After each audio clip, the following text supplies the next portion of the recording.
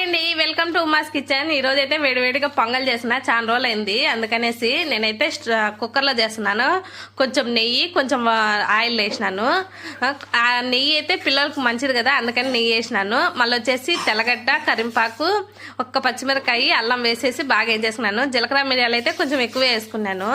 అవి బాగా వేగిన తర్వాత వచ్చి పెసరపప్పు, అన్నం, బియ్యం వచ్చేసి కలిపి బాగా నానబెట్టేసినాను. ముందుగా కడిగేసి అవి వేసేసినాను. అవి వేసి బాగా కలబెట్టేసుకున్నాను. అది కలబెట్టడం వల్ల అంతా కలిసిపోతుంది కదా, అందుకని బాగా కలబెట్టేసుకున్నాను. మళ్ళీ వచ్చేసి వాటర్ వచ్చేసి నేను 4 గ్లాసులు పోసినాను. 1.5 గ్లాస్ తీసుకున్నాను, అందుకు 4 గ్లాసులు పోసినాను. మనకి టేస్ట్కి సరిపోయిన ఉప్పు వేసేసేసి విజిల్ అయితే 3 విజిల్ రావాలి. ఎక్కువ మెత్తగా లేకుండా, మేమైతే కొంచెం పొడి పొడిగా తింటారు మా పిల్లలు, అందుకనేసి 3 విజిల్ వచ్చేంత వరకు పెట్టేసినాను.